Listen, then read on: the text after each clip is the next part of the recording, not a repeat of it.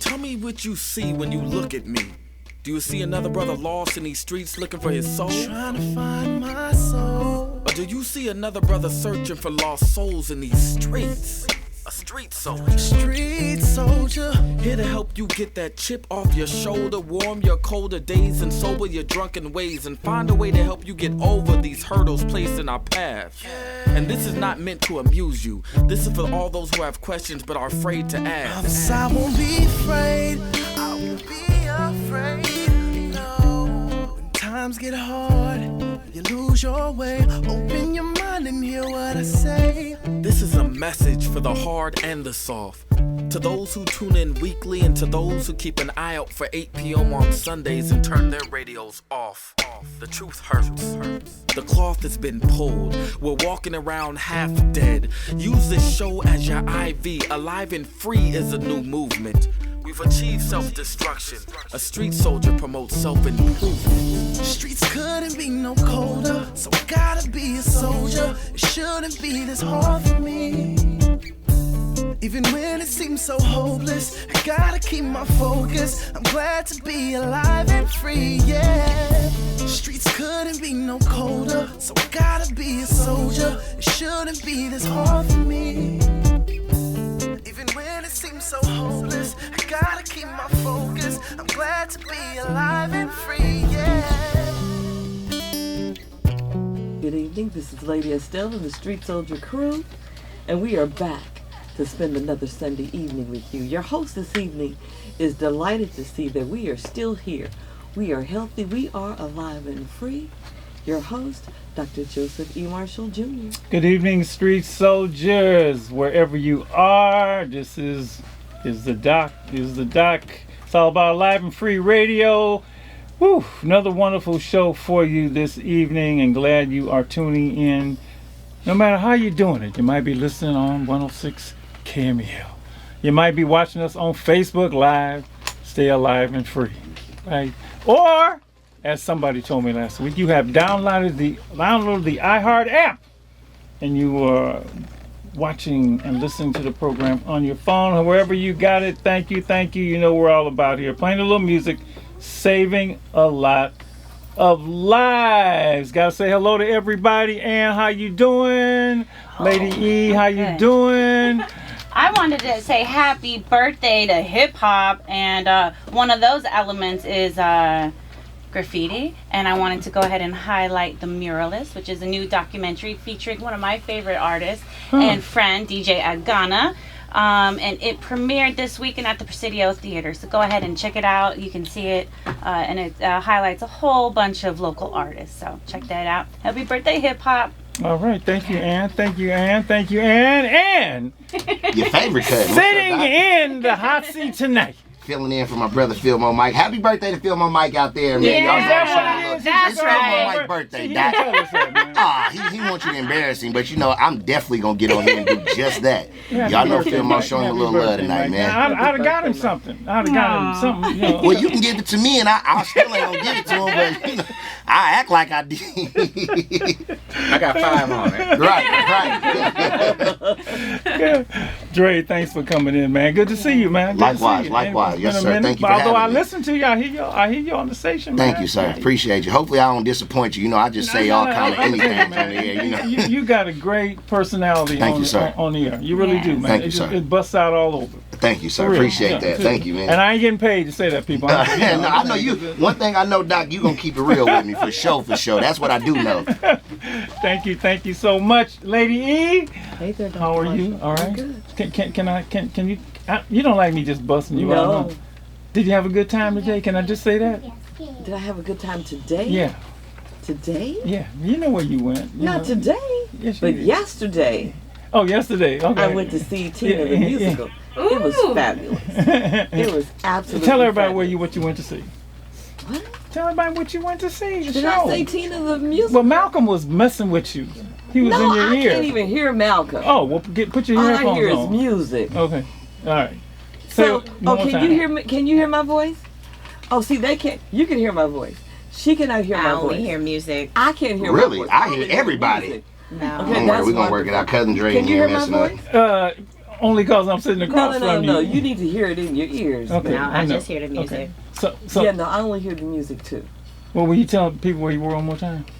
So, yesterday, Dr. Marshall, I went to see Tina, the musical, at the Golden Gate Theater. How was it? It was fabulous. Oh my goodness sakes, it was fabulous. Okay? The Tina, and I don't know if they had two Tinas, but they were working it out. It was just the lighting, the set, the storyline, all of it. Mm-hmm. And the songs that she did in concert with the storyline, it was just powerful and on point. It is a must see. That's why I wanted to tell her about it. See, so people go now. And I still can't hear my voice through the headphones. We're working on it. We're working on it. Yeah. Okay, I just need to say. Yeah, Lady E, I'm We're with working you. on it. I'm over here just jamming to the music. The soul is on the line. What's up, soul? You there? Say something. Oh, there he is. I can hear him. Hot dog. All right. Yes. Okay.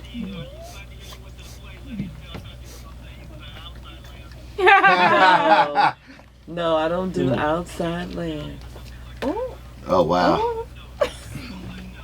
It was fabulous, and I saw Cassie. Yeah, your sister was there, bro. It was so sweet. Aww. She said, "Mrs. Stone."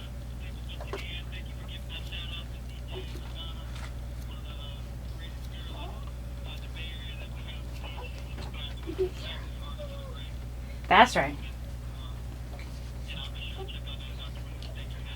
Oh yeah, definitely. So I want to tell you real quick. What was I going to tell you? I forgot what I was going to tell you. So let's. Excellent, perfect. Yeah. Yeah,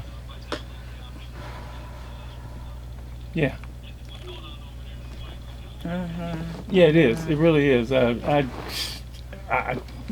we've seen our share of fires here in California, so we know what that kind of blazing devastation is like. But in paradise, it's hard to stomach. They had to get our mayor out of there. You remember? They had to get London Breed out of there. She was over there. They had to move her. In Maui? She was vacationing. Yeah. Oh my goodness. Yeah. So she's safe. And I got one thing, Dre. I need an explanation. Yep. Just a little exploratory. So the whole how you say his name? Tory Lanez. Yeah, Tory Lanez. Lanez. I know the first name. I was Lanez. So he's not got 10 years. Is that correct? Yeah, man. My boy done got sentenced. Not my boy like we friends or nothing like that. I don't want everybody beating me up. Megan Thee Stallion is in the Bay Area tonight, Doc, over there at Outside. Yes, she just performed over at Outside Lands tonight. Oh, wow. But Tory Lanez did get sentenced about a week or so ago to 10 years in jail. Prosecutors were trying to get that boy 13, Doc. He shot her in the... I know he shot her. He shot her in the foot. Yeah, they saying that he shot her in her foot.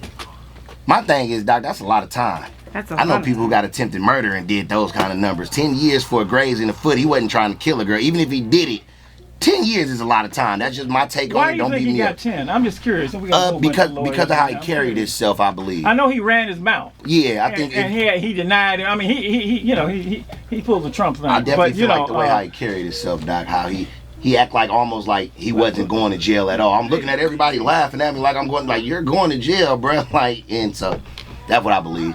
Yeah. Yeah, because he's not Trump. Right. That part. We still waiting. Trump the only one who gets indicted 5 times. I mean, don't get it twisted. Some people can, and then other people, you just cannot do that.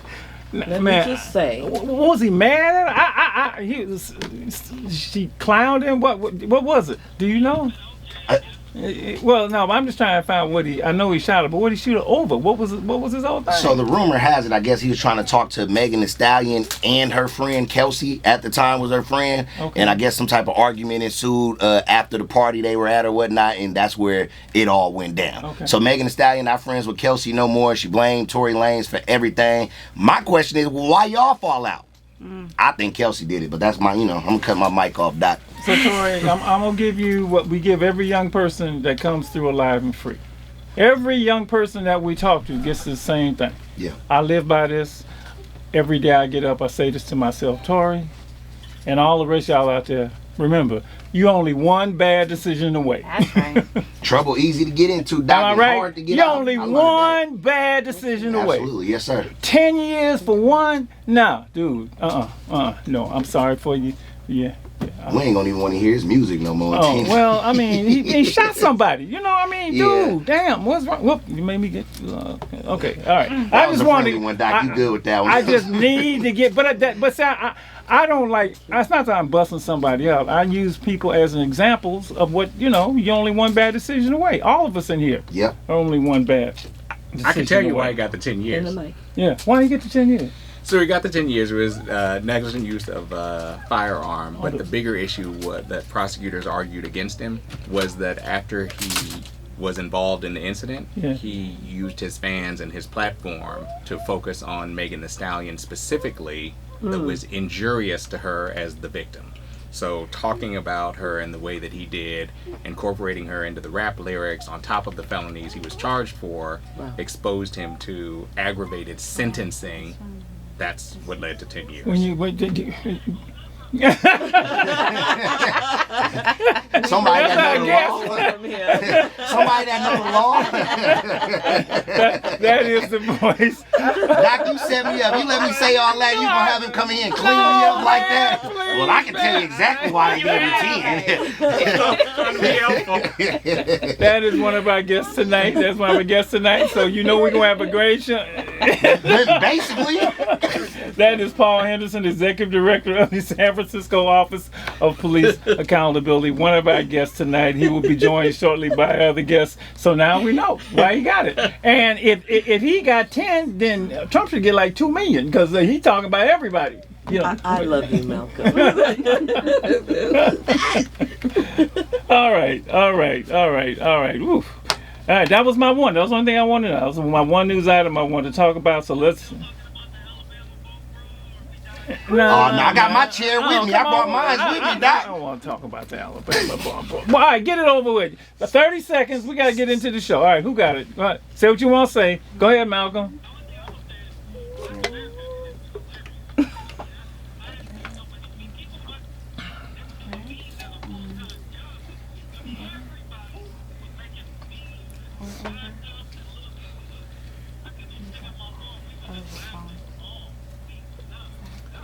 Man, that one you sent me of the Dr. King guy, the guy who did Dr. King's voice. Nobody can do Dr. King. I mean, I'm gonna even try it, but that was hysterical. They came from the east, they came from the west. Yeah. All right, well, all right. I ain't got nothing else. You want to say anything about your turn? You want to say something about the Alabama boat thing? And I don't. Okay. And won't. Okay. All right. All right. Let's get serious. All right. Tonight's show. By the way, listen. Somebody who listened to the show last week said, Doc, and you didn't get the number often enough. You didn't get it often enough. I really wanted to call and give enough. So 877-955-1061, 877-955-1061. Tonight's show is serious, as are all the shows that we do here. Our topic is the police. The police. They still call them the popos. They still call them now. Oh yeah, all that 12, 5-0. Yes, sir. Okay, all right. Time passed real quick.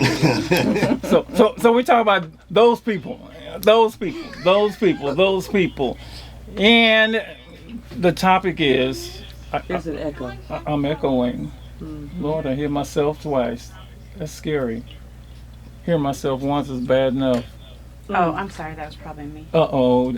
That's Annie B. Okay. I'm trying to do our work around this. I know. You're like an air traffic controller in this place, with all the stuff we got going on in here. All right. Our topic tonight is police accountability and reform.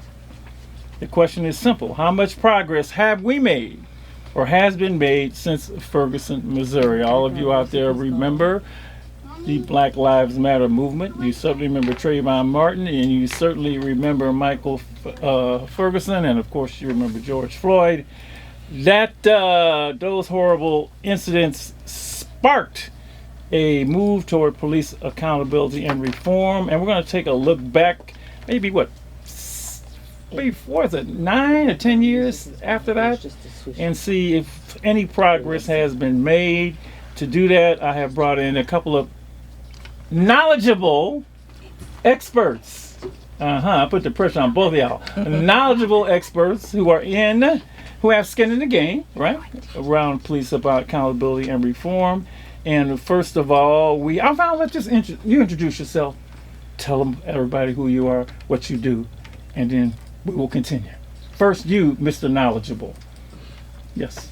You said Mr., so I guess that's me. So I'm Paul Henderson. I'm a fourth generation San Franciscan, and I am the executive director for the Department of Police Accountability here in San Francisco. So I've had a lot of jobs here in the city, but I am an attorney and an advocate. And explain what the Department of Police Accountability is for all those people out there who have no idea what you're talking about. So folks can, when they make complaints about law enforcement, DPA is the civilian oversight arm. So independent of the police, independent of other agencies, it's the agency where you can call and make a complaint. And we have independent investigators, we have an independent legal team, we have an independent policy division, a mediation division, an audit division that does investigations into allegations that are made against law enforcement agencies, and we follow up and we play a role in advocating for discipline with those allegations. So we don't get to decide the sentences, but we argue on behalf of the public for accountability, and we also make reform efforts as well. So we make policy suggestions, we try to give input for legislation, do a lot. We do a lot. You do a lot. We do a lot. It's a small but mighty agency, I like to say. And how long have you been the ED? So for about 5 years now, but the agency is over 40 years old. Yeah. So we've been in the city of San Francisco for a very long time through a number of iterations and evolution. So I came in a little over 5 years ago when the OCC, Office of Citizen Complaint, went to the ballot here in San Francisco to expand the jurisdiction and the authority of the agency. And along with that name change and expanded authority came the new leadership. I'm the new leadership. Hey man, he be everywhere, man. I turn on CNN. There's Paul. What the hell? How the hell he get on CNN? Look, he's sitting next to me. When I was on the police commission, I on CNN. I'm on KMEL, and he on CNN. That's good, though. I'm just trying to represent. Levels, Doc. It's I'm trying to represent. I think it's important. It's funny you mentioned that, because honestly, a lot of it has to do with race, because I think race has a lot to do with a lot of things, and it doesn't get discussed enough, and it doesn't get discussed adequately. No, I know so, you are considered. I know the category, and it's great when they need somebody to fill that niche. They go to Paul Henderson. Right next to me is. Go ahead, Michelle. Your turn. My name is Michelle Phillips. I am the first Inspector General for the City of Oakland. Very similar to Paul Henderson's jurisdiction, the Office of the Inspector General for the City of Oakland. We have independent oversight over the Oakland Police Department. However, dissimilar to Paul is that our office does not take public complaints for individual allegations of police misconduct. There is the Community Police Review Agency that does that. My jurisdiction in my office is to look at patterns and practices of police misconduct. So we're looking at longitudinal data over time to see if there's a pattern where we can look at long-term sustainable police reform, as well as potential policy recommendations to change legislation and policies to hold police accountable in a different type of way.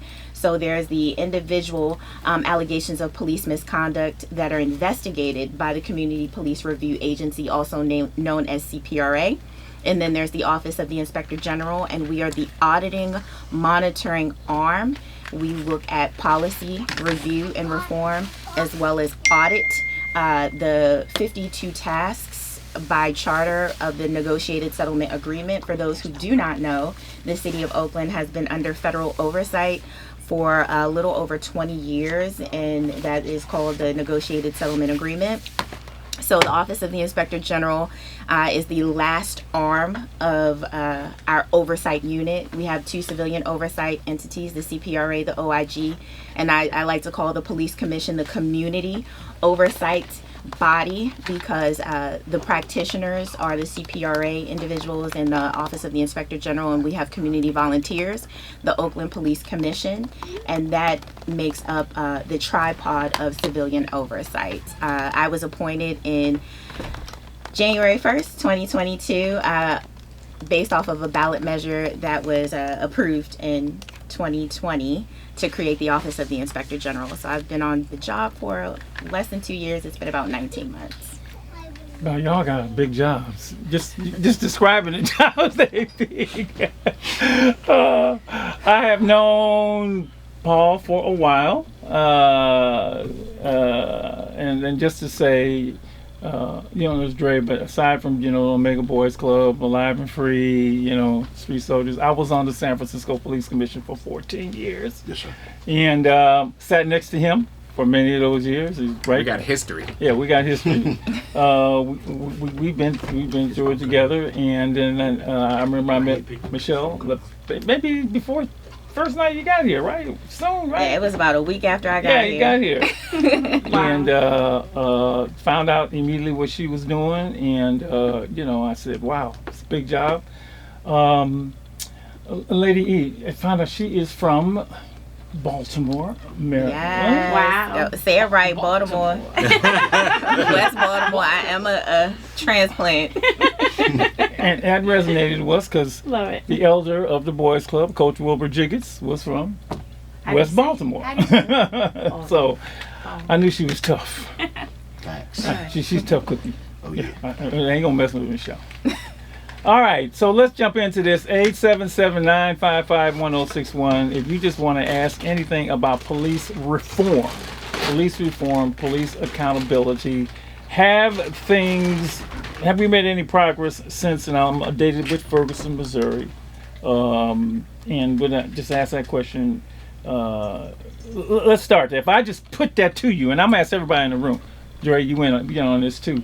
So let's start with our guest here. So Michelle, what would you say? Just that one thing, because we all have skin in the game here, right? Yeah. We have skin in the game as folks, the three of us who were in the reform business, but as citizens, we got skin in the game, right? Yeah. Police, do it right, right? So that question. So I would say since Ferguson, we have definitely seen a balloon effect of police accountability entities and structures that have been stood up all over the nation and quite frankly internationally as well, which it's a good thing, right?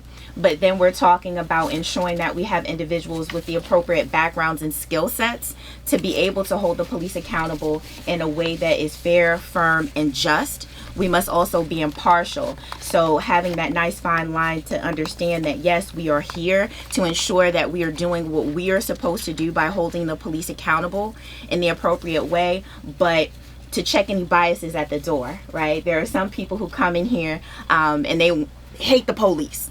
And we as practitioners of this work have to ensure that we allow the facts to guide us. So when we're talking about city standing up civilian oversight, looking at the model that is appropriate for that city, right? Not a model that may have been, a success or semi-successful in another city, because each jurisdiction is very different. The demographics in the jurisdiction is very different.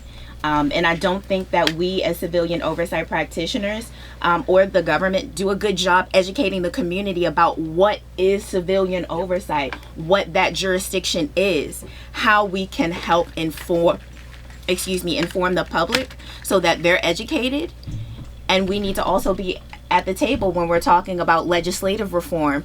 I coined a phrase, I don't know if anybody else has said it, but I'm like, we need some police oversight reform, because we through these legislative this legislation on a ballot, and everybody's like, yes, we need it, because we were very emotional. See, you're in it, so you know all the little details. Look, I'll keep the going. public doesn't. They might say, what the hell is civilian oversight? So we're going to break it down, yes. ABC. So what I really heard you say was yes and no. We made some progress. Yes, but we ain't made enough. Yes, can I say that? Yes, but. Okay. Yes, but. Okay, so mine is, because I agree with everything that Michelle was saying, but I think to understand it, as you were alluding to, we have to look at the historical perspective of how we got here beyond just Ferguson, because we've had problems with police and policing from the very beginning, and I'm specifically talking about race disparities that are built into this system.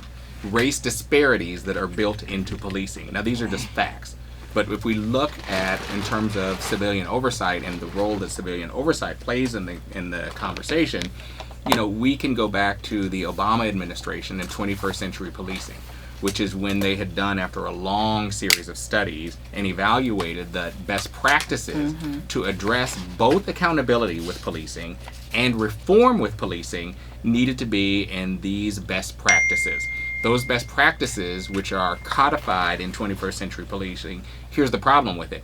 They're aspirational and not institutional. And so while they outline, in effect, what needs to happen in terms of impacting police to get to a race-neutral outcome, it doesn't force any jurisdiction to adopt those practices. Absolutely. And then that problem, in and of itself, was codified with a big shift after the Obama administration, with a different administration that dismantled and took out the funding for the division in the Department of Justice, the Civil Rights Division, that sponsored the oversight, that sponsored the pattern and practice evaluation, that sponsored the independent prosecution for jurisdictions for policing.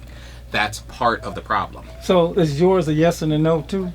It's a complicated thing, but we have to understand the history to understand how we got here beyond the cases. So mine is a yes and a no too, because I think you really can't answer the question without giving context. Right? Absolutely. No, there are absolutely. Over 17,000. Well, the reason I'm saying, if I walk up to the person on the street, Yes. and ask him, I don't think they will give me that answer, right? Because, and that's fine. Yeah. Because you're in it every day. You know all the components, or a lot of components. Right. So Dre, if I ask you the same question, obviously after Trayvon, after George Michael Floyd, Brown. after Michael Brown, even after the horrendous shooting we had here in the city, Mario Woods, Floyd, right? Garner, all of those, right? Floyd. Well, that's the whole point, right? Has it reform and accountability in your mind? Has it gotten better? I want to talk about just specifically where I'm from in Oakland, if I could, Doc. Sure. First of all, shout out Mr. Fab. I want to shout him out one time because he does a lot of community work with, bridging that gap, between the civilian in Oakland and the police, and bringing us together. And I think a lot of people have to open our minds up and be willing to, not change, the way we see the police, because not all policemen are bad cops, you know what I mean? But we, as somebody from Oakland, you see the police, you're like, well, I ain't messing with them, you know what I mean? So shout out to Fab for bridging that gap between us. And I think it will get better. I think slowly but surely we've been making progress, you know what I'm saying? But it's a long road, Doc. I would think everybody if that's would fair to say say. that. No, I think everybody would say that. Yeah, okay. Absolutely. Lady E, you want to? I agree. That was it. I agree. Yes and no. Yeah. The tough thing, and let me just say it, Mike. I'm thinking, Mike. Dre. Yes, sir. It's funny. Being on the police commission and just being obviously representing people, I don't have a problem with police. Right. I have a problem with misconduct. I say that all the time because I'd be up there and people say, you don't like the police. I ain't got no problem with you.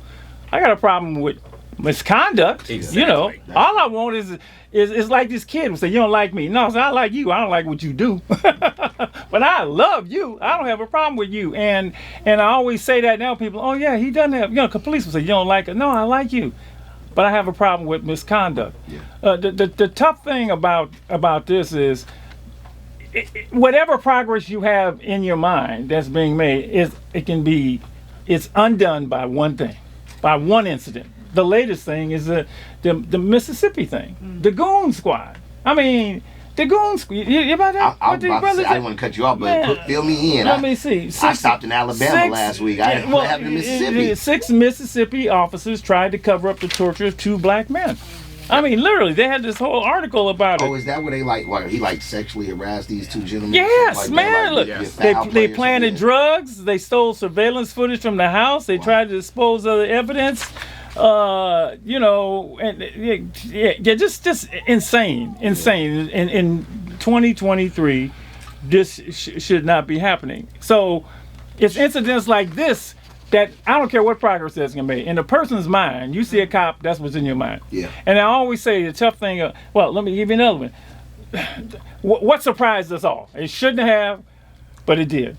Tyree Nichols in Memphis, Tennessee. Oh, yeah. When 5 black men killed another black man. Yeah. Now, you know, I mean, that went out the window. Oh, all y'all police, right? You know, and you know, we just need more brothers on the force and everything will be cool. No, we need the right brothers on the force, right? Facts. You need the right people on the force. That shocked everybody. Right here, right now, we're going through Antioch.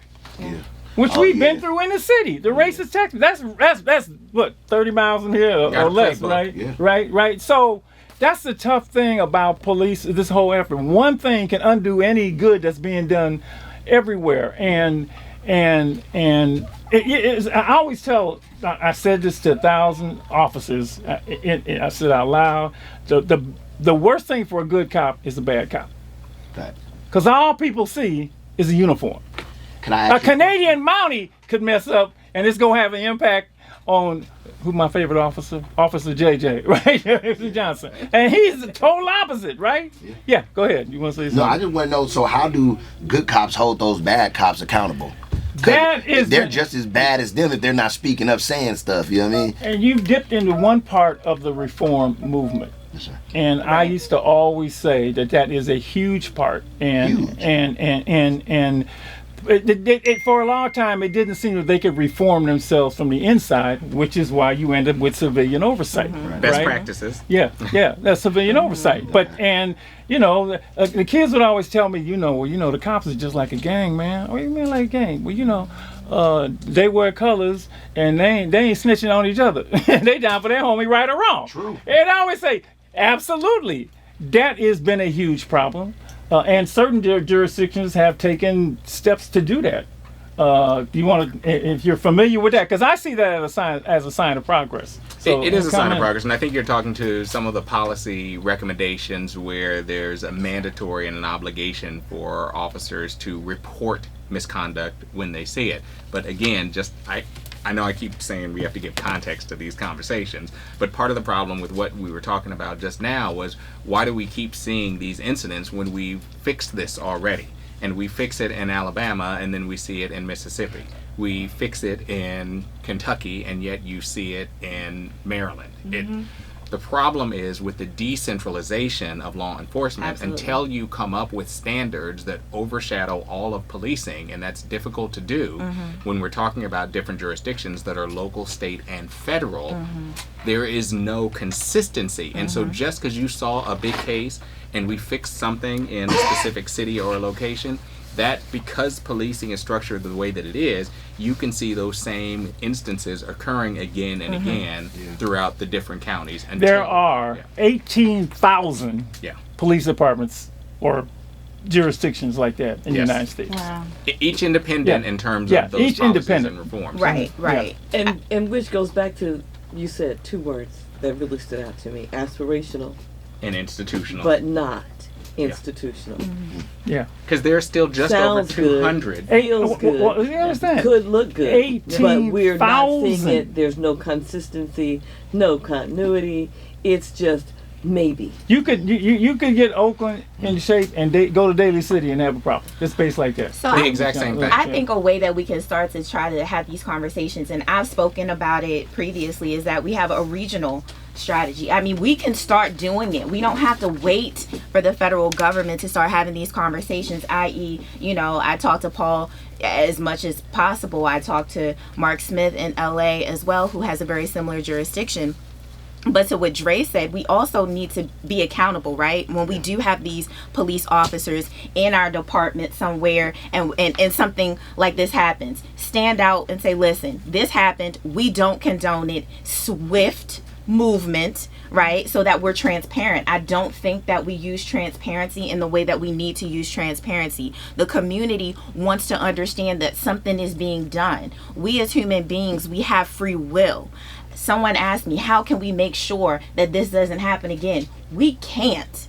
We give these police officers the authority and ability to go out here and enforce the law, hoping lethal force. Lethal, absolutely. Hoping that they do what is right. But at the end of the day, if they make the decision to and choose not to do that, what are we going to do to hold them accountable in a swift and just way, and to make sure that there is a communication strategy to inform the public when we need to? And that's about anything, quite frankly. That's So about you homicides said as well. We give them authority, and what else? What other words did you use? We give police The authority and jurisdiction. and jurisdiction. And that too often is translated into one word. Power. Absolutely. I'm trying to sort out the things we think are good and then things that still need to be done at the same time, looking at the obstacles, and that's going to be tough, all right? So one obstacle is that there's no centralized policing. There's 18,000 jurisdictions that need to be reformed, right? People got to get that clear, right? So he's responsible for San Francisco. She's responsible for Oakland. She ain't responsible for Antioch, okay? Right. So that's a huge problem because we go based off our individual encounters with officers, no matter where they are, right? So that's a huge problem. But I want to go back to this one thing about why don't they police themselves? So what jurisdictions who really want to do something about it have had to do is actually build into, because I know we did in the city, is building whistleblower protection Right. for officers. Right. In fact, we went so far as to say, and I'm asking you this, I'm putting these things out there because we got to decide if they're a good thing or not a good thing that everybody should do, right? Because if officers are afraid of coming forward just because of the culture of policing, you're not a real cop or whatever, then they have to be protected. But I think we went a little further, I know, here, and saying if you don't come forward, Correct. you gonna catch hell. Now, what we say that's a good thing to do, because at some point we got to write down, if you want to build a department that works, you're gonna have to put some things that you would like to see happen. And at the end of this, I'm hoping we can at least try, right? If we were starting the police department in our newly formed jurisdiction, what we put in there, right? So would we say that's a good thing to do? I think objectively, if you look at the history of policing and you talk about the thin blue line, we've all been alluding to this, understanding that if you are a member in the department, that there is pressure on you not to report, not to talk about things that have gone bad. And historically, that has not served reform well. Historically, that has not served accountability well. And so, yes, a lot of the progressive jurisdictions are adopting as best practices an affirmative duty to alert others to misconduct when and if you see that happening. And to the degree that is taking place as a policy level, we're also seeing the law interpreting and following that same level of mandatory accountability, as we saw with George Floyd, where other officers were there and had a duty at some point to protect and define public safety, even against their own. Let me ask you something. Did they have, was it in policy for them to do that, or you would say they had a moral obligation or something to just pull this dude off? Because there's been both. It's their job. Because I don't know if that was in there. See, the reason you have to put these things in is because people don't do them. Correct. Right. So you would think it's common sense. How many times have I been there and I seen someone, his partners there, like, man, you need to do something. So the fact that you got to say if you don't do something. But that ambiguity works against us as the public. That ambiguity works against us as communities of color. Those race disparities that get built in and these subjective and intransigent decisions that officers are making that prevent them from engaging, that prevent them from stopping and prevent them from reporting, always translate bad for the public. That's the problem. That's the issue. That's why even if it seems ambiguous, the law is now saying in those jurisdictions where we have those lawsuits that regardless of what you thought your policies were, your primary job was to protect public safety. And your watching someone be harmed in this way goes beyond a definition of public safety that we want to enforce. And now they're saying, in addition to that, if you don't, you can get fired. Or face a higher level of accountability. That's all. Right. That's all. I just want to make sure. So, that's all I'm saying. Right. Right. So signing up for that. So I think one thing that we're kind of talking around is culture, right? Police culture, and that's where we are with it. I've heard this in several different jurisdictions. It doesn't say that I have to do it. So now it's like, okay, am I writing policy to require you to do everything? No. To Paul's point, there is a moral obligation when you swear yourself in as a peace officer to do what is just and to do what is right. And I think it's problematic. But we have culture everywhere. We have culture in every workplace. But helping to stand up a whistleblower program in the city of Oakland, I've been talking about this. We have a whistleblower program that sits in our auditor's office, but it's not for police misconduct issues, right? So I'm like, okay, well, I think that we need a whistleblower program that sits in our CPRA for the police department as we start to move forward for this, because we're saying you have an obligation to report. Right. But if I'm scared to go tell my captain, my sergeant, my deputy chief, then it's like, okay, where am I supposed to go? And then we have this mass exodus of police officers to go somewhere else where they feel like potentially they're safe. And we already know that. I mean, we can start talking about the recruitment and retention issues in the police department. So I think to that point, there are several models out there, and there's model legislation and model policies. We don't have to reinvent the wheel, and sometimes folks don't want to do that. That shows you right there the unevenness in departments. Can we talk about that? You got 7 miles, and they do things differently, right? Yes, and you can do that. So, would we consider that at this point? Whistleblower protection and all that, and Oakland has it. It's just not in the civilian. Yeah, right. Will we say that that's a best practice? Yeah, there's a lot of best practices that just don't get followed, and I know that. I know that. That's because we're here. We got that. Right, exactly. We're climbing the mountain, right? We're doing something, that hasn't been done. We're trying to make things better. If we're not going to abolish them, which some folks believe we should do. You're right. We know what's not happening. Yeah. Right. So we're trying to build this model thing and say this should happen across the board. So no, I agree with you. Yeah, But those shouldn't be mountains. Those should be some of those things, and those standards are so clear. And I'll give you an example, like use of force. More than 2/3 of those 18,000 departments that you were alluding to don't have an updated use of force policy. You're next. Wow. Can I open the door then with it? Walk in the Paul. I'm just saying. So that means that 2/3 of all of those 18,000 departments have policies that are outdated. Absolutely. And that means that by adoptive admission, they are still engaged in practices outside of best practices, like the carotid technique that we saw in George Floyd, like the no-knock warrants that we saw with Breonna Taylor, like shooting at cars. These are all activities that have been proven to be unsafe, not just to the public, not just to suspects, but to officers themselves. And so the first thing that I always talk to folks when we're talking about civilian oversight is like, here's where you can start with asking your mayor, asking your chief, asking your police commission, what is our use of force policy and have we updated it? And if not, I promise you, you have race disparate outcomes, because this is before we even start unpacking race. This is before we even start unpacking the lack of safety for the community. That is all there from jump if you don't have civilian oversight. So let me explain that. Let me explain. Yeah. What happened when you have these high profile and non-high profile, shootings, and these are unarmed black men? That's really, it wasn't even like, it was like, is you said, well, why? How come? And the shooting would generally be ruled in policy, right?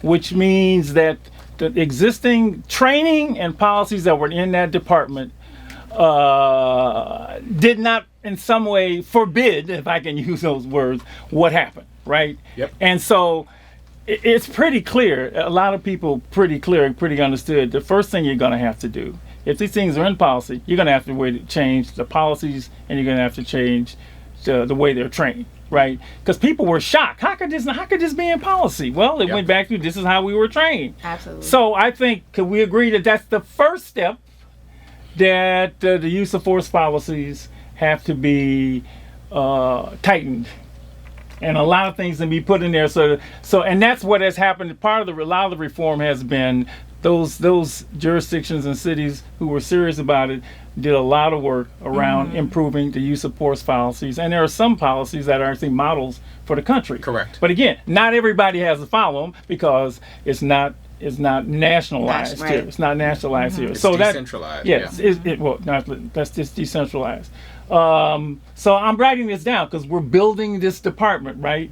And use of force policies, whistleblower protection. We can go into detail about some of the things that need to go into a use of force policies. But let's go back to, you're very fortunate because your cities actually have civilian oversight. And then the question is, a lot of jurisdictions don't have civilian oversight, which means nobody's watching the police, right? Now, is that something that every jurisdiction should have? Why not? I don't see it hurt. Absolutely. Come on, ladies. Right? That's a rhetorical question. Yeah, right? Why not? Yeah. I'm writing all this down. So go ahead. You want to say something, lady? No, I said absolutely.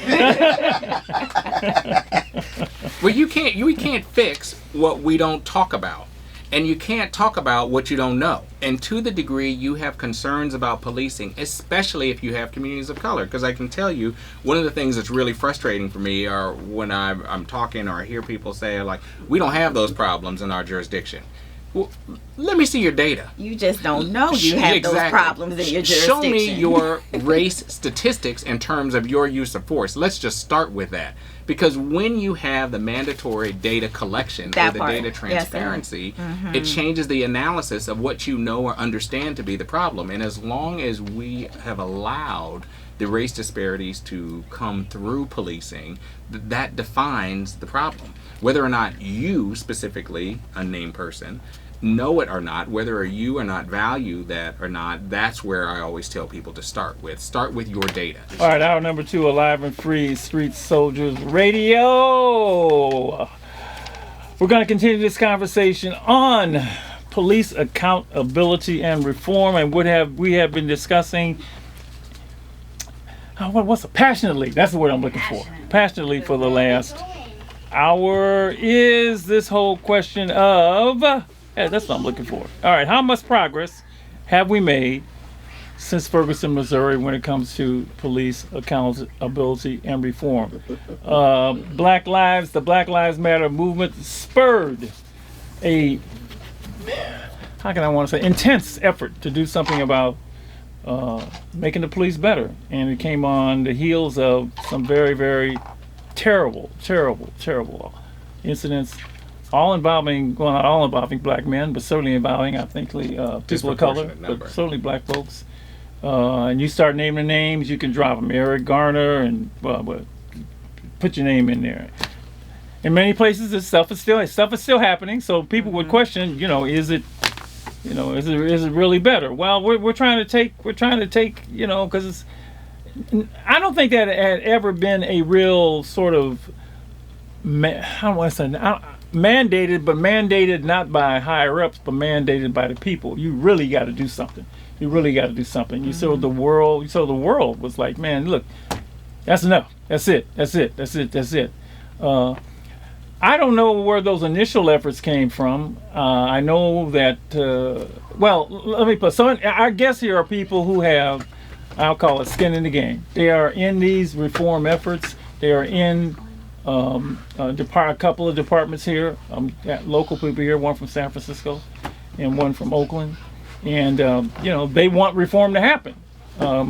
I, for years, was on the police commission in San Francisco. 14 years I spent, and I definitely wanted accountability and reform. And so This is, people ask me, what do you do? I help kids go to college. You know, I keep people alive and free.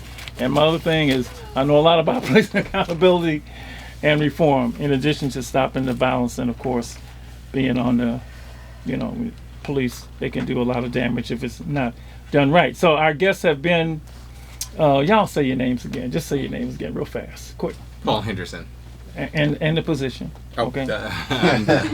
Sorry, Paul Henderson, I'm the Executive Director at the Department of Police Accountability here in San Francisco. Thank you. And Michelle Phillips, and I'm the Inspector General for the City of Oakland. I didn't ask you, how did you two meet initially? Did you? You guys go to one year? I'm gonna tell you, ladies, so when you're in this, you go to a lot of forums. Yes. I mean, I went to the Nicole Forum. Yep. I went to the Noble Forum. I went to the Perf Forum. Yep. You know, and these are all agencies that have something to do with police accountability, right? And how did you guys? Well, we go to, like you said, when you start doing this work, there are specific pools that you swim in to share ideas, and we're always referencing those best practices. You always want to hear and see what other jurisdictions are doing about good work, good policies, things that you can steal and bring back and share all over the place. So we've known each other. I don't even remember where we first met, but we've known about each other doing reform and accountability work. Yeah. I feel like a while now. Yeah, a long time. Civilian oversight is really small. It's just a small group of practitioners, so we all kind of know each other. And then when I got here, I was like, Paul, you know, and he was like, anything you need. California's laws are very different. Yes, they are. To say the least. Yeah. From Maryland in the East Coast, so I definitely reached out to my connections, and he was gracious, and I'm grateful to kind of help me maneuver this space as I help to create and build this office in Oakland, and I still call him. I'm going to ask you a tough question. Do you think the defund the police, I don't know if it was an effort or certainly a mantra, do you think it hurt, and I'm going to say hurt, maybe I could say help, but I don't know if I can put that in there, the reform and accountability movement and efforts? I don't think so. I think it raised some questions that it challenged different communities to answer. And here's the whole thing with defund the police, because it's not a singular interpretation. Right. Defund the police alludes to challenging of how we see police and how we fund police in a municipality. Okay. And the context of that is funding police departments, city per city, is typically the largest singular accounting debit in every budget. Part of budget. And what that means is by allowing that budget to get a pass, or more importantly, because defund the police was closely tied to the interpretation of the Black Lives Matter movement as well, and all that was a challenge to specifically communities of color saying, we pay taxes too, and why are we paying for race disparate outcomes? Where is our reform? Where is our accountability? And having the moniker of defund the police opened the conversation to challenge the role that police played in the communities. And so that's what defund the police is. It's not the throw the baby out with the bathwater and now no police. That's not what they're saying. Communities of color want public safety as well. Do you agree with that? So I definitely do, and the reason I say that is because before I got into police oversight and accountability, I did governmental oversight, fiscal oversight. I was a part of a fiscal watchdog, and we looked into fraud, waste, and abuse. So if we don't understand where our policing dollars are going, there's transparency in that. I think when we're talking about defund, it's like, well, I need to know where the money is going because we as taxpayers are asking for public safety.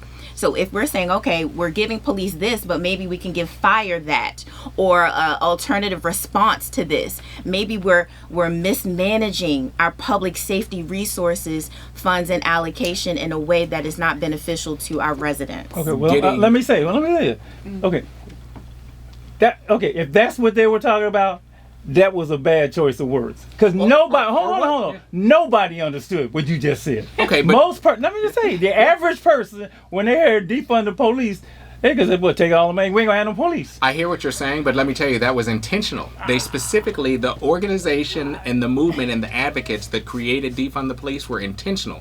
They didn't want to call it reform the police because they knew that what would happen was organizations would say, we changed. I know what their intent was. I'm just telling them what people got. That's two different things about what you say and what you want and what people. Most people understood. Well, we take all the money from the police. That's what they. Now, you would have had to be a real student as a regular person to get that. Now, if you had said, take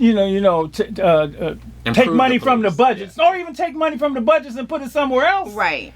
That would have been clearer. But it got people listening. Correct. And now people Arguably, are digging. The needle moved. They're digging into this. It either got people listening or completely turned off. It did one or the other, right? I think it got to people completely listening. turn them off and meant that you wouldn't hear the voices, and that was designed to I personally thought it was not a good choice of words for what they really wanted the average person to understand, right? Okay, so I'm just as much. We all got our opinions. I think the average, to your point, Dr. Joe, the average person, yes, but I think our city leadership, our state leadership should have grabbed that and been like, okay, they want to know where our money is going. You know, they're mad because we're putting all of this money into the police department. So what do we need to do to ensure, if we continue to fund them at this level, what we're doing, what are we getting, and how are we doing that? And I think it's starting to evolve in that way for better transparency. I put a message out all the time. I want you to stay alive and free. I got to explain to the average person what the hell that is. Of course. All right? Absolutely. I want you to stay aren't harmed by violence and stay out of and stay out of jail. And to the degree defund the police meant that organizations and cities had to speak to populations and communities of color specifically that were saying we are over policed and underprotected. And where does that conversation go? That was part of the point of defund the police. If you were going to hear these challenges, and we're either going to address them or we're at least going to make them public, that was the point. And maybe it was served your frustration and anger that it might be shared with others. I'm just saying the fact that you had to give a 50-word description didn't serve the purpose. That's all I'm saying. Agreed. And the fact that you got to say the powers that be need to do that. No, it should have been. Merits it should have been simpler, and this is all we're trying to do. No, it shouldn't have never happened because we should have been doing it to begin with. To be honest, we shouldn't have had slavery either. Well, I mean, true. A lot of things should have happened. Been transparent with our tax dollars, and I think that we should have had those conversations and been out there proactively instead of reactively. And see, I've been in places like that where people couldn't even explain what you did. The people couldn't do it. And they were shouting it out and didn't know what the hell they was talking about. Really, they understood the energy behind it. They understood their frustration. They understood their sentiment about what they thought and perceived from their experiences, and it conflated into Black Lives Matter. I'm just saying I wouldn't have done it that way. Defund police. That's all I'm saying. I would have put it differently, and still to this day when I talk to people, they're like totally confused. They are people that I talk to people all the time. They're like, we gotta have police. We can't not take away no police, right? And you saw that in jurisdictions like Minneapolis that said, "Oh no, we're gonna have some police and we gotta make them better." All right, okay. Let me do. That's all I want to know. I want to know your opinion. Right. No. Bottom line. Thank you. My opinion is just that it opened the conversation. Yeah. And it means it was subject to interpretation what it meant in ways that might not have been helpful, but I think what I said earlier was what you said, but you're a professional. I'm just, but other people I'm a professional, but I have the same experiences many people in this room and many people listening feel. Well, you're giving the explanation that most people needed to hear, that this is what that meant. Okay. Yeah. Right. Yeah. Okay. All right. Let me go to another best practice and tell me if this is a best practice. One of the things that came out of and I want you to is became the body cameras. Body cameras. Now that did not exist in a lot of departments before, and as a result of the reform movement, the reform police, a lot of jurisdictions adopted body cameras. Now, good, bad, should be, not be. Your thoughts. Let me get the professionals. No, I don't want a professional. I want what you think. Because I've already asked somebody that, and I'm gonna tell you what they said.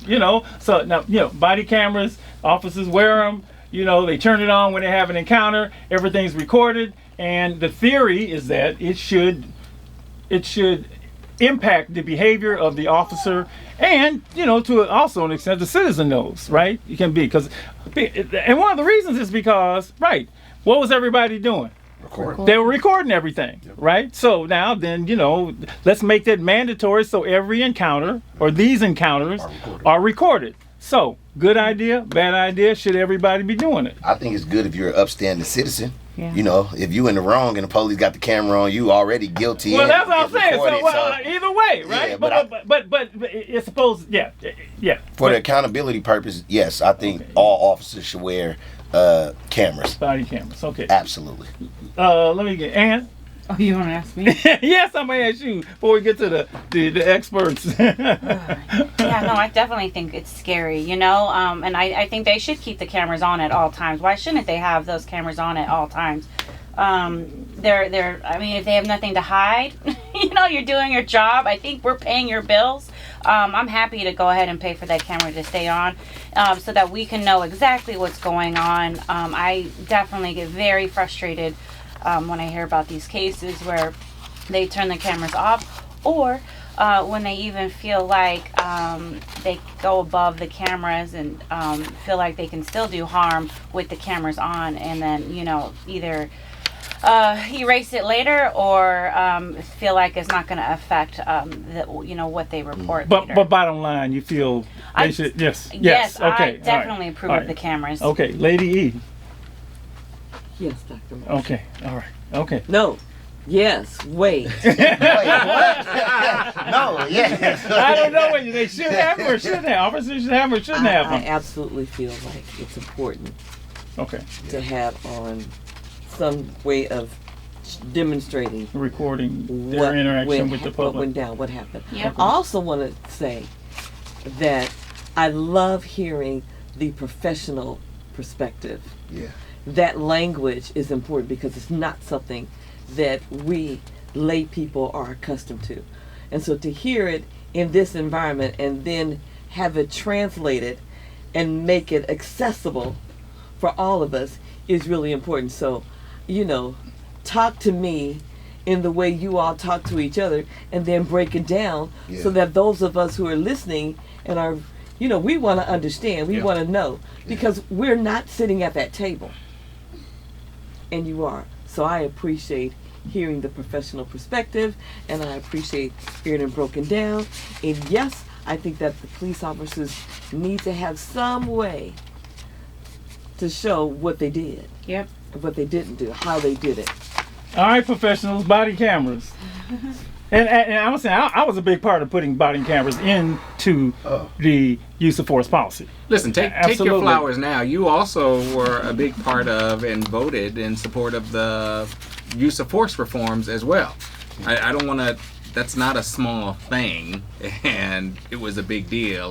There was a lot of things we put in there, but if we get a chance, we'll go through some of those things that I think personally everybody should have. But let's stick with the body cameras because that was one of them. So I think the body cameras are an important tool. I think part of the problem is, as a tool is only as effective as you use it. And when you think about the role of what body cameras do, it's a data point in collecting information. And now what do you do with that information? And part of my frustration in looking at other jurisdictions and seeing how we've got body cameras, and yet you still have these outcomes that are inappropriate. Those body cameras, now that you've got body cameras, do you have a policy, and who reviewed that policy?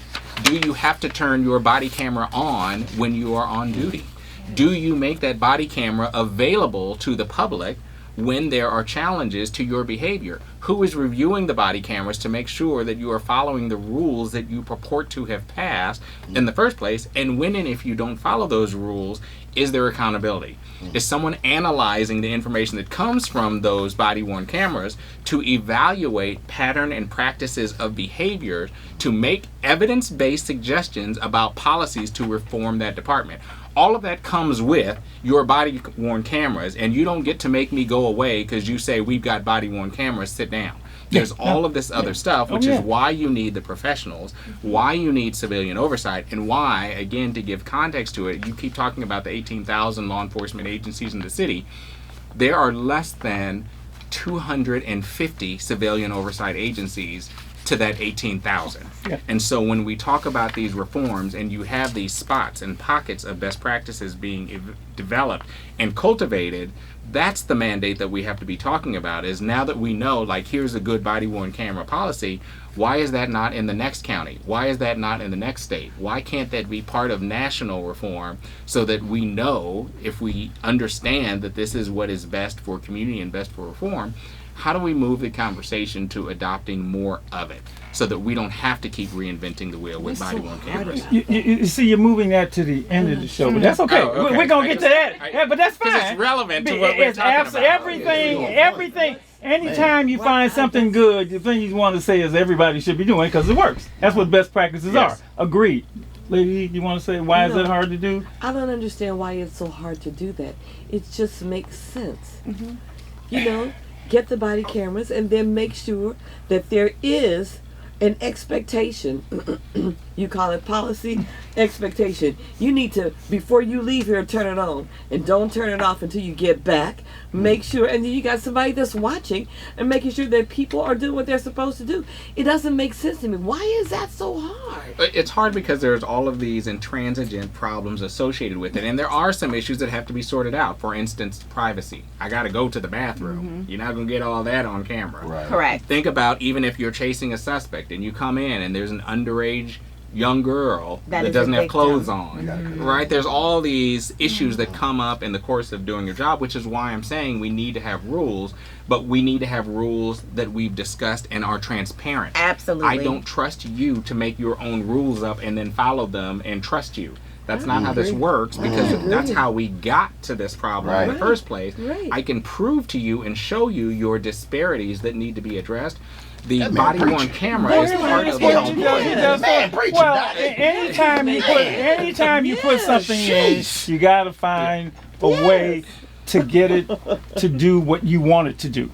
Right? And there have been, you put the body cameras in, and it's everything from when you turn it on, how you turn it on, how often do you leave it on, do you do it at the stop? And even when you get the footage, then it becomes then who can review it, when do you release it, all of that. But this stuff is so new that, you know, people are trying to figure out how, and generally the flaws in it come up with when, you know, the camera didn't do what it was supposed to do, right? Oh, yeah. Oh, the camera cut off. Or you didn't get to see it till 15 days later, right? All that stuff is part of the policy. We'll talk, and that's what I wanted to kind of say. I think I agree wholeheartedly with everything that Paul said, but when we're talking about thousands of hours of footage, right? And we're talking about manpower and resources. So if we do not want these reviews to live within a department, then we need to have someone in a civilian oversight entity that is either doing the investigative functions, or to what I think Dre was talking about, we're taking a look at, does this particular officer have a pattern and practice of not turning on their body-worn camera?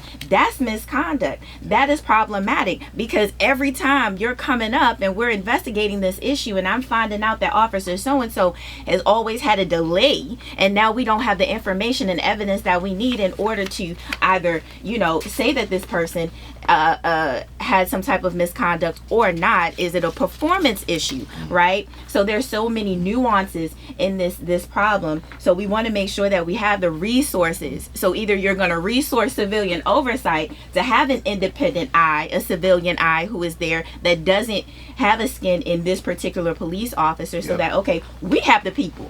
So now you can put the officers back on the street, because we have, you know, investigative analysts, investigative auditors that are willing to take a look at this, that are practitioners who can identify certain areas of misconduct based on the policies, laws, and practices that we're reviewing. And I think that's really, really important. Resourcing.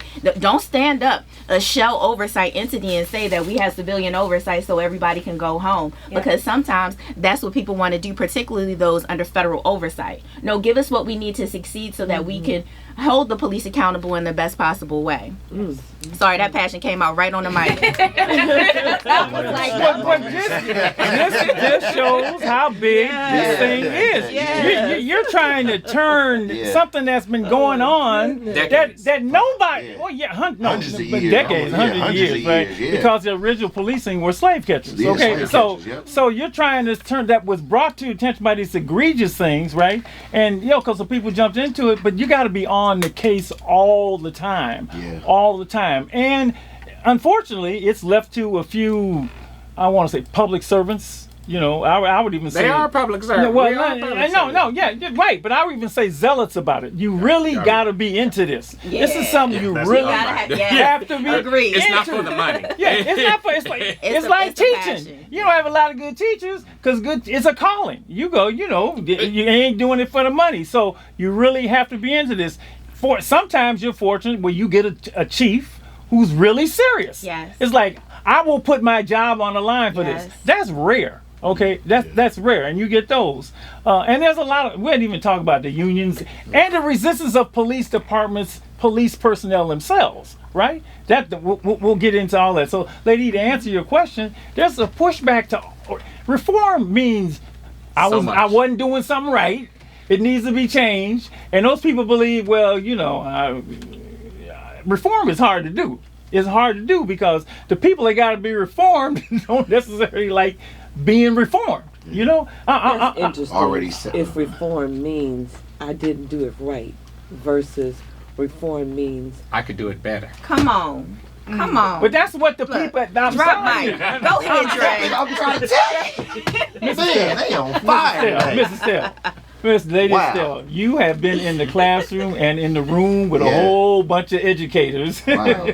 Right. Well, and I've been in the classroom with a whole bunch of kids. Yeah. And when the policy comes down and says, you need to do this, and my kids say, we need to do this, there are things that changes need to happen, reform, need to occur because of the needs.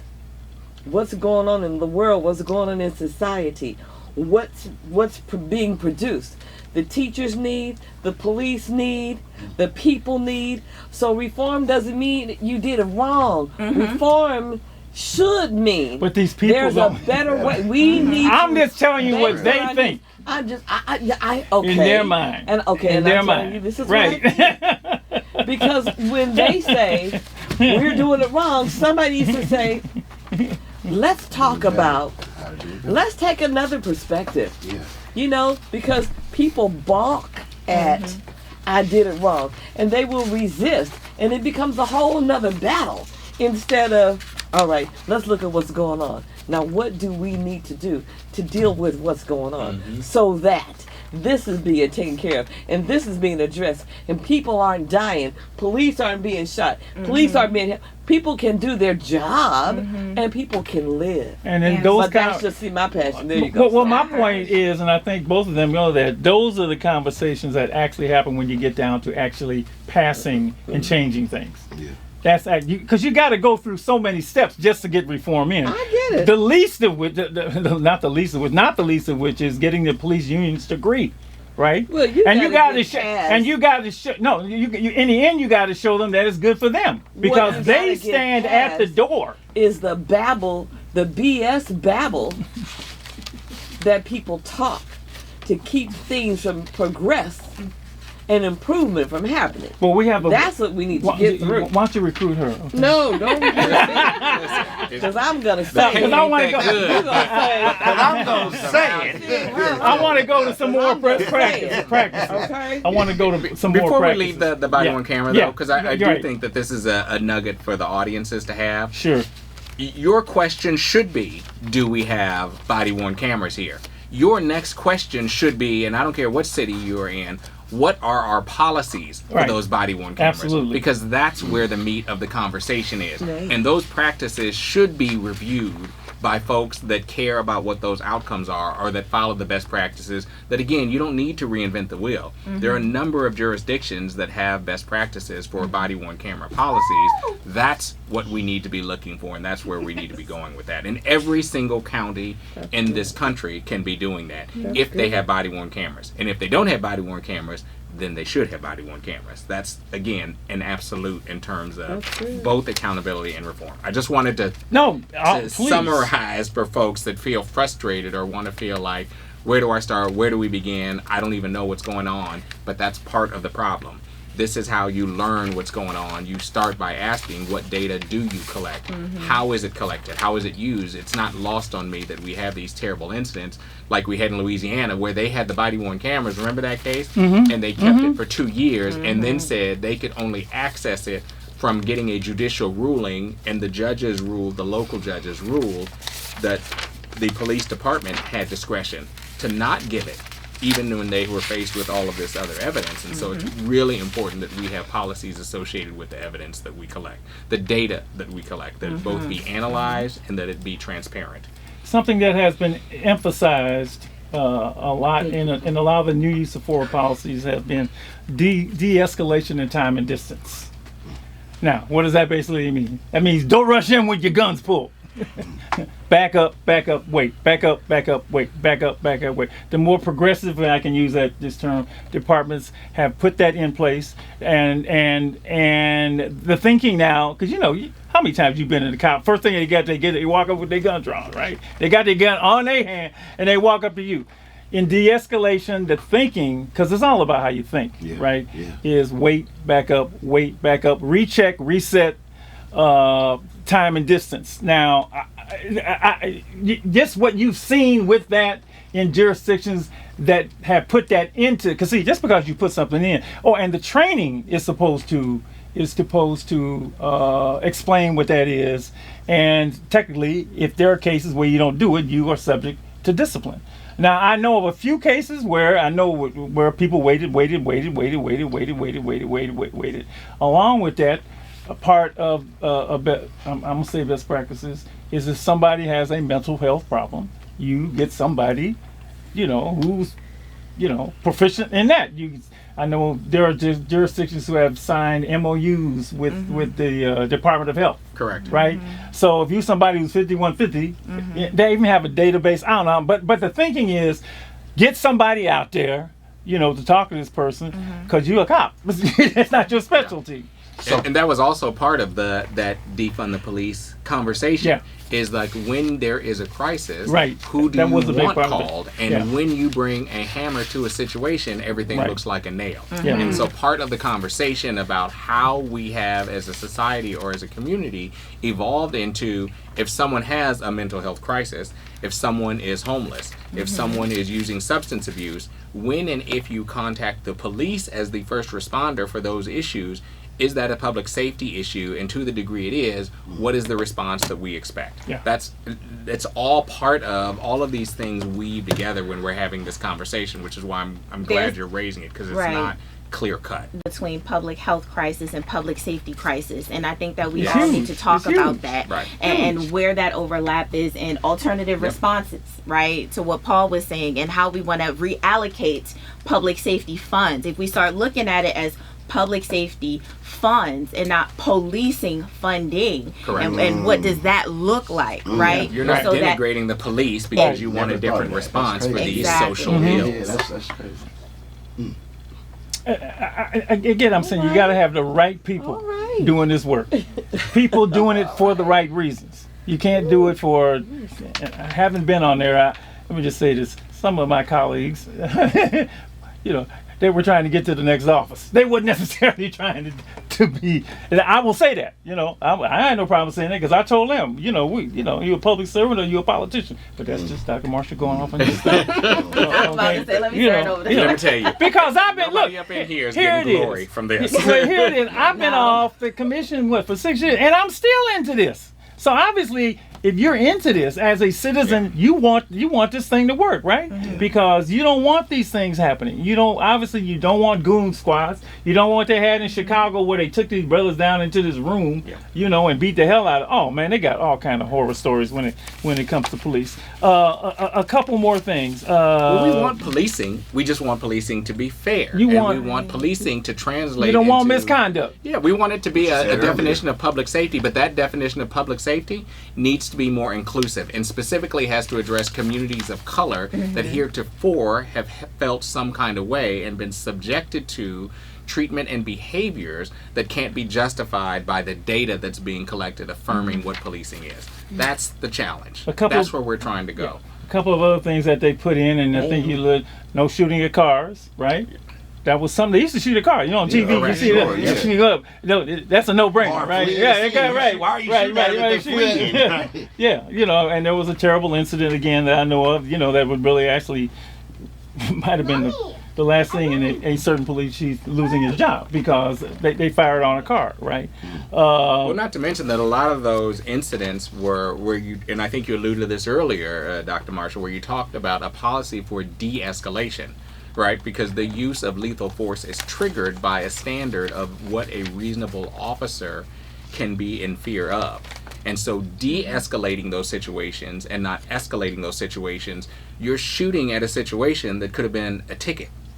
How do we get from I've pulled you over from a bad attitude or a speeding ticket has escalated into a death?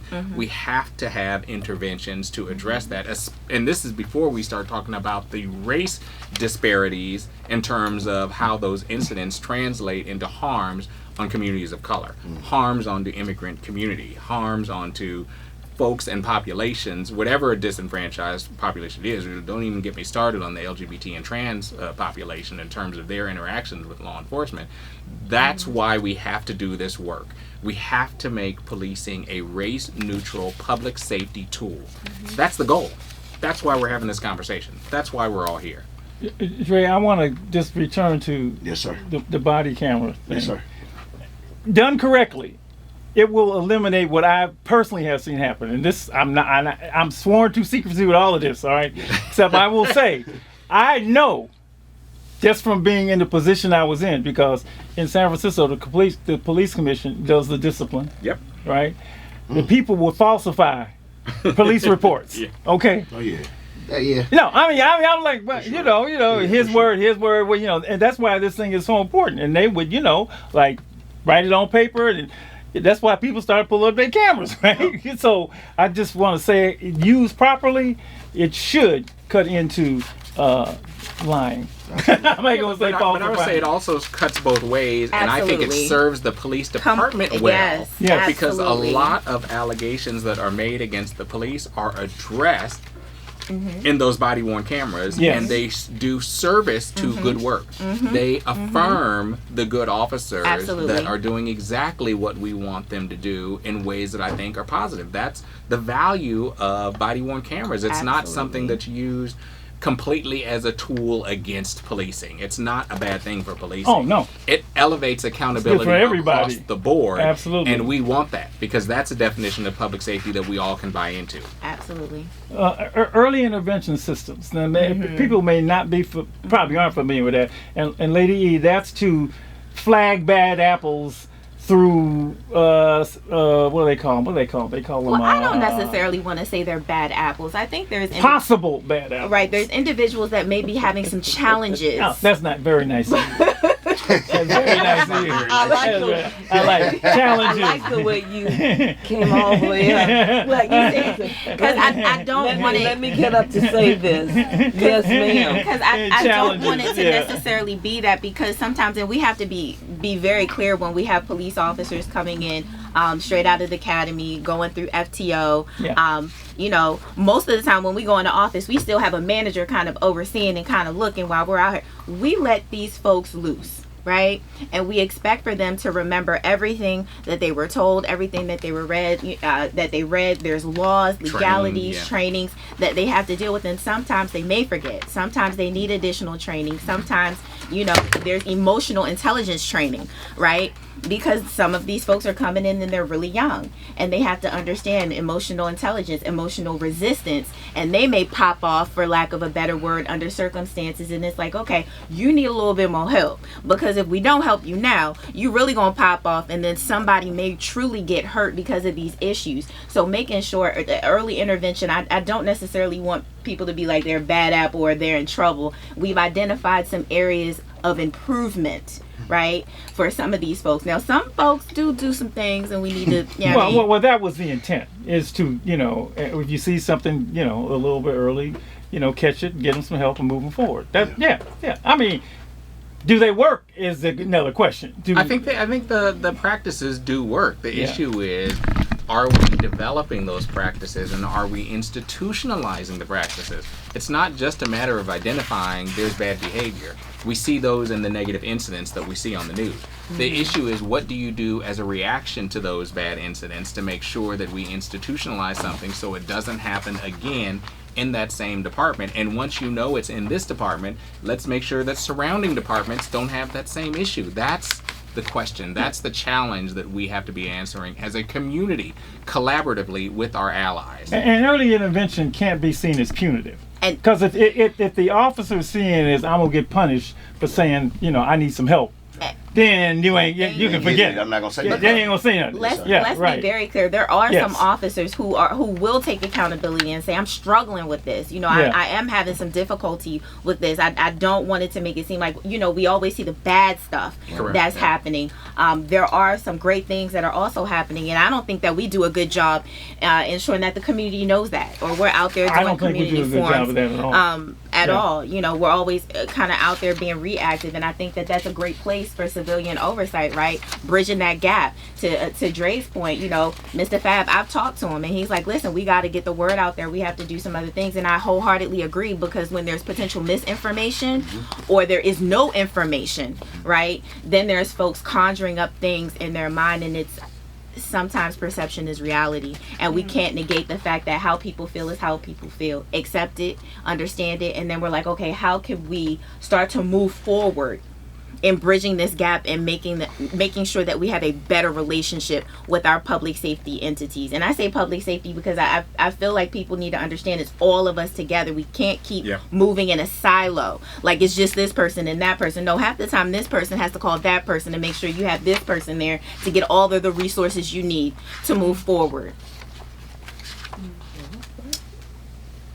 Early intervention, I'm saying this again, cannot be seen by officers as a punitive thing. If it does, they're not going to come to you. If I'm going to be punished for telling you that I got stuff that I need to deal with, I'm not going to say nothing. I'm not going to say nothing, right? And then it builds and builds and builds and builds and builds and builds and builds. All right, let's take a look at obstacles. Let's look at the obstacles to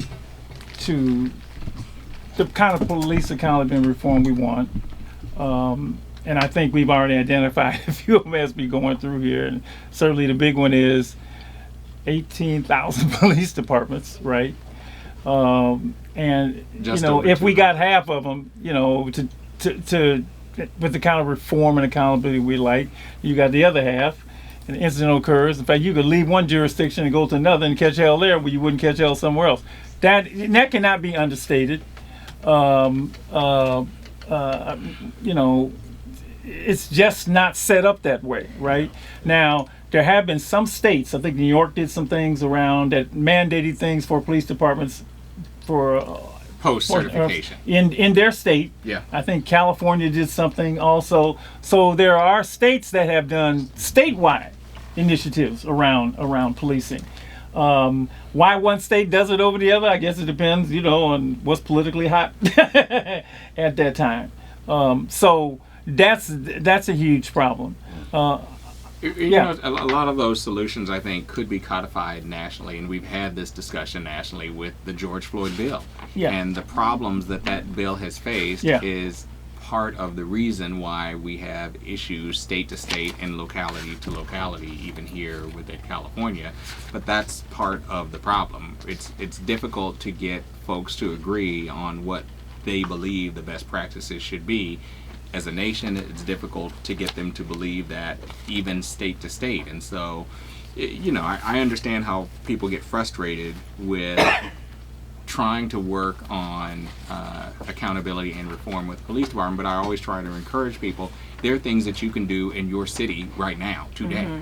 You don't have to just wait and be frustrated and say it can't be fixed. We've had centuries of fresh community and policing, but there are steps that I think people can become active with. I think there are steps that people can do to ensure that their definition of public safety is inclusive of their voice, if not their community. It's just you know what I mean? Like, you did it.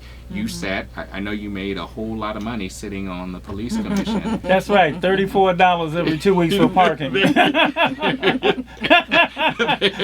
you go. And I use that to park. Exactly.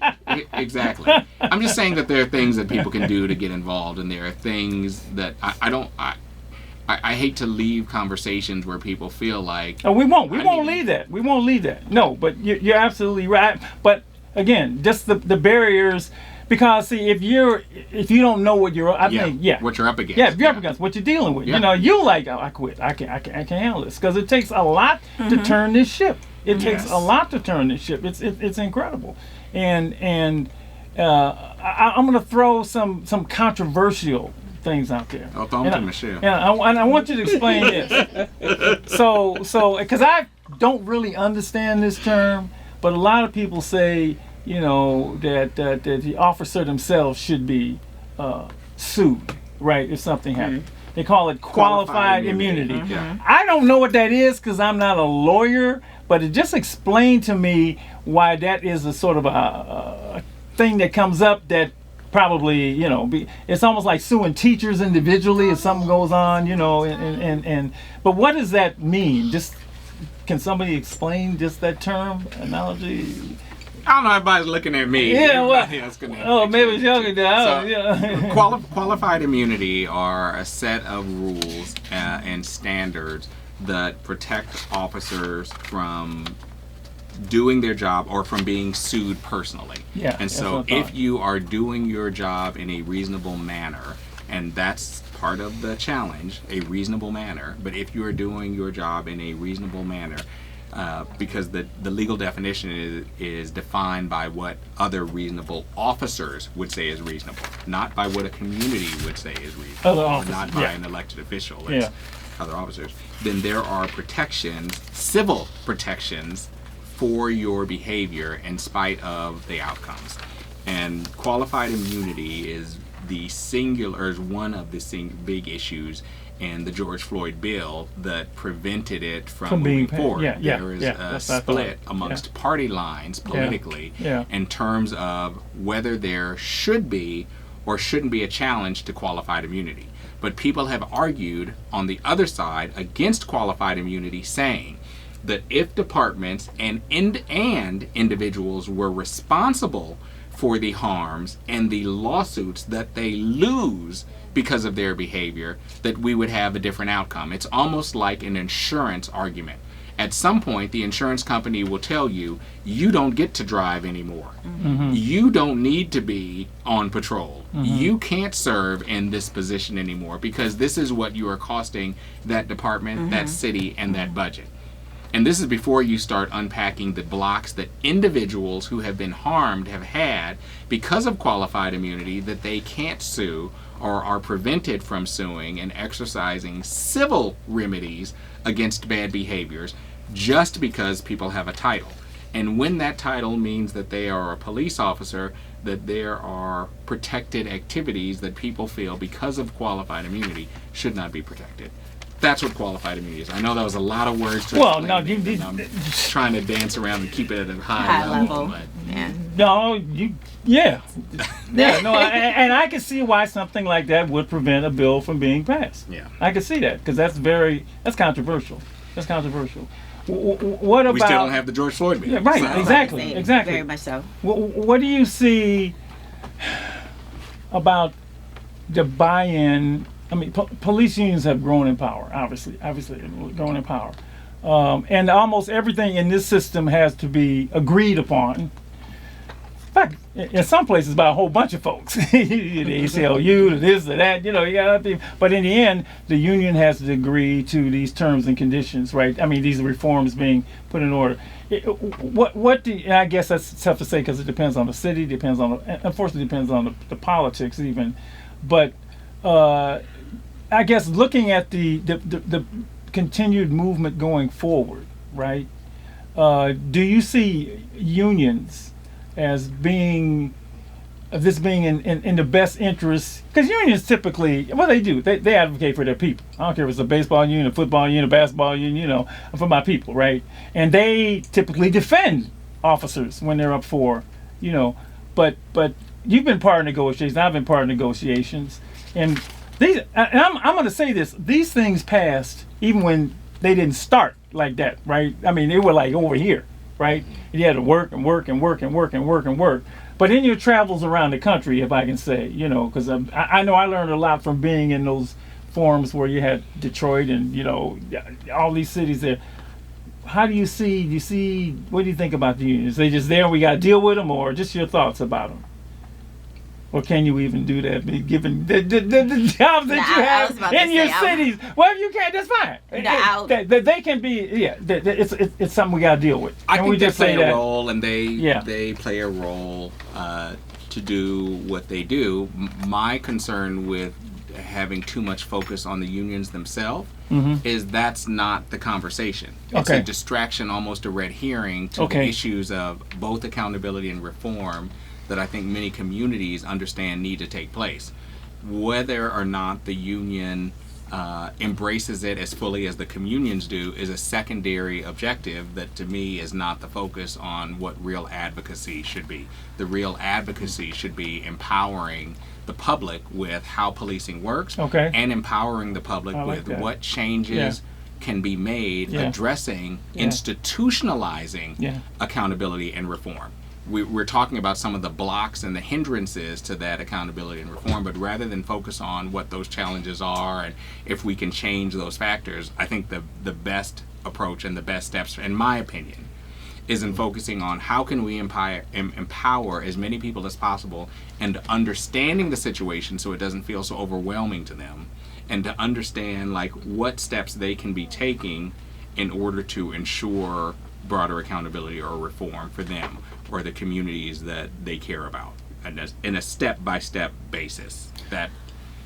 Well said. So what I will say is all union contracts are public, right? I think to what Paul is saying is that you can definitely take a look, read them, download them. But I think having a professional relationship with the union, I've been in a couple of different cities. We agree to disagree.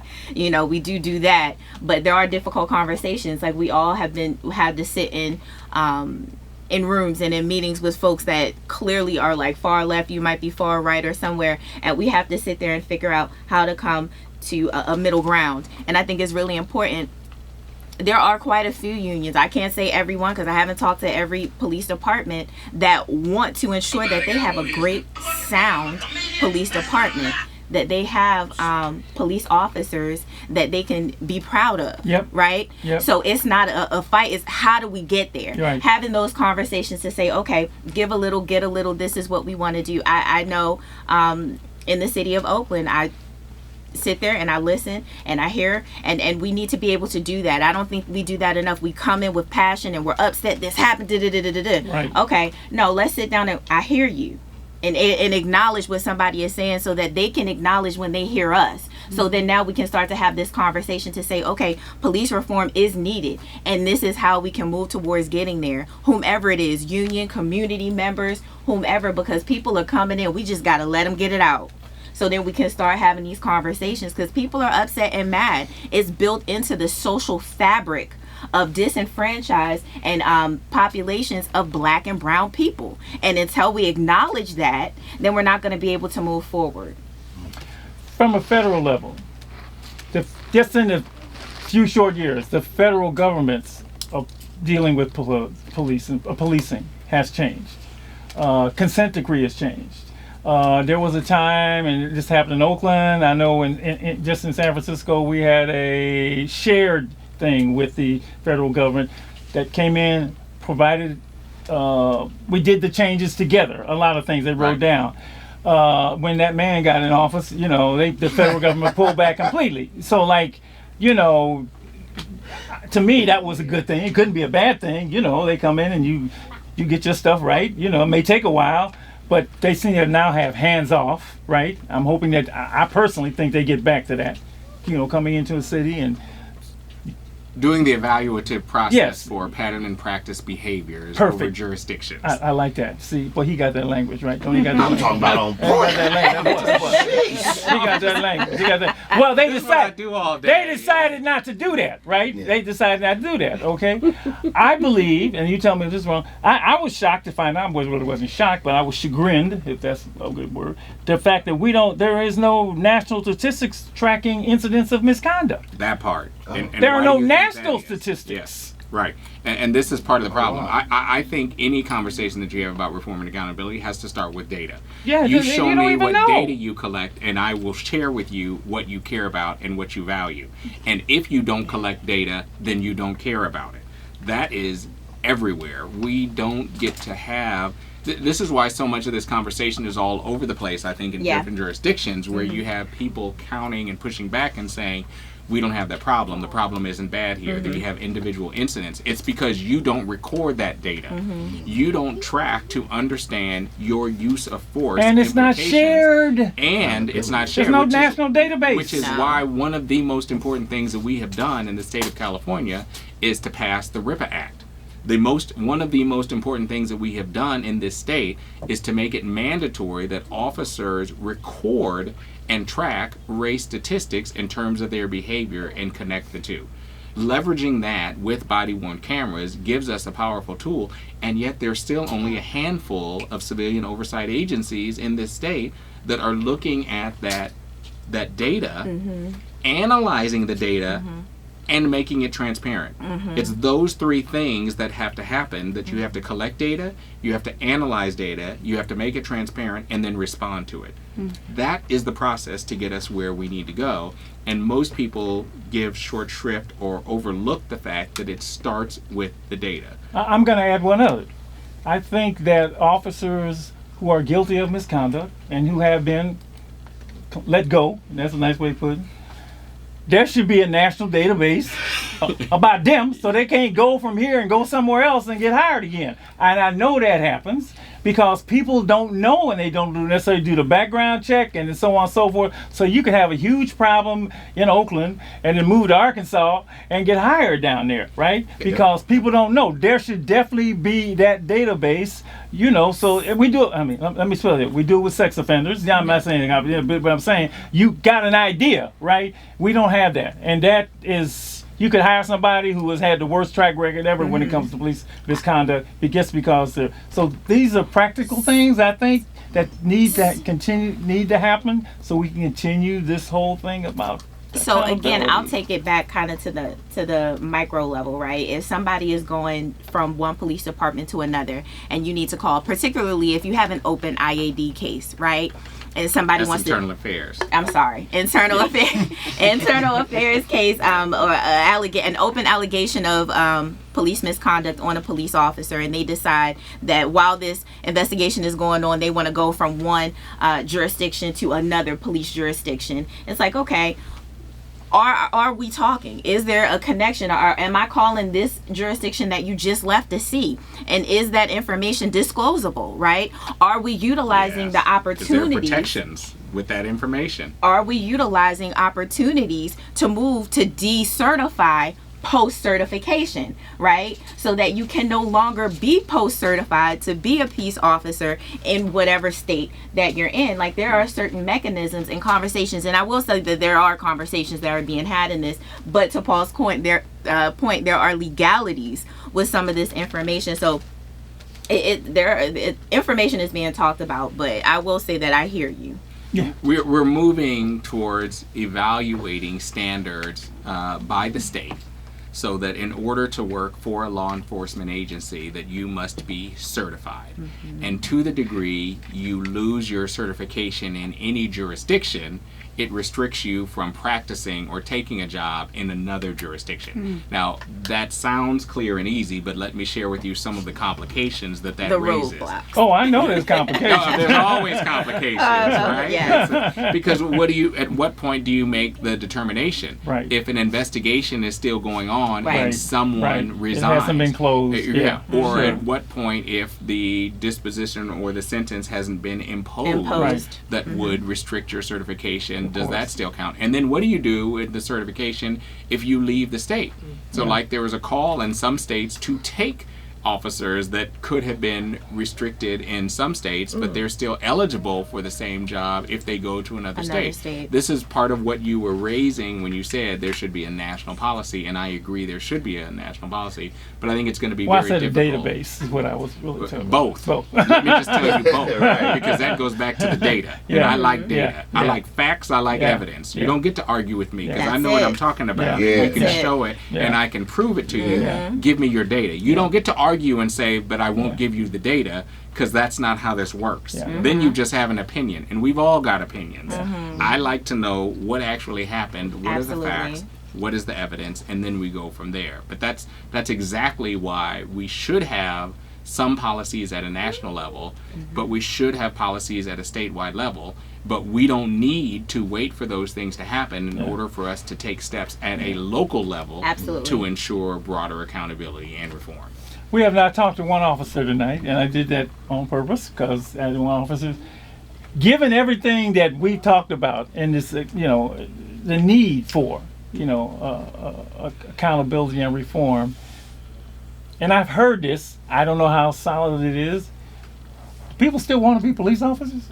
We want people to be police officers. No, I know we want to, but do people want to be coming into this, all of this is going on, right? Do they want to be police officers? Because only way to get this is I'd have to have recruiters in here talking about, we can't fill we can't be police officers. Good, even great police officers. Do they still want to be? I think it's important that we want them to be at the table. I think that is a real fundamental issue. And again, I'm always bringing up race, but I'm a black man in America. I grew up here in San Francisco. I always felt that I wanted things to happen for my community, not just to my community, and the pathway to that was to be at the table. I believe that having that message disseminated more broadly and targeted in specific communities only makes the system better, because that system can't be behind a closed door. The table where decisions get made cannot exclude your voice, and the only way to get there is for you to take the actions to sit at that table, to work collaboratively in order to make and create change. And I know that gets somewhat back and forth of like, well, I can't do this job, I don't want to do this job. But I think it's really important that we do have these conversations, and we encourage the good people that we know to be a part of the system. That's how the systems change. That's how the systems evolve. I would add, good officers got to be supported. You gotta support good officers. Right. You gotta. One of the things I like when we did the Medal of Valor ceremonies, I really like when you have to support good officers. And we've elevated that. You don't want them to be on an island feeling like I'm being different, right? I mean, you're good. That's what we want. That's all we want. Those Medal of Valor ceremonies are broken down now, and we start off every police commission acknowledging good officers every single week. And you got to protect them. You got to look out for them through everybody else. This has been wonderful. This has been great. This has been fabulous. What do you think? What do you think? What do you think, Lady E? What do you think? What do you think? Are you asking me to wrap up? I'm asking you what you think. Ask you to wrap up. I'm asking you to wow. Fair. Wow. Firm. Impartial and just. With all biases checked at the door. Civilian oversight. Keeping the public informed. Just a few of the things needed for police reform. Progress has been made, yet more is needed while looking for and requesting the policies to support the procedures. We live in this world where there are a plethora of needs to provide service and support for a safe community. So trusting the police to protect and serve with accountability is both a desire and a goal. And please, stay alive and free. This is Lady Estelle, asking you to consider that. Thank you both. I'm going to need her to follow me wherever I go, every meeting I go to. I'm going to just bring her to open and close it. Thank you. Great show. Thank you. All right, everybody. See you next week right here. Live and Free Radio, Street Soldiers.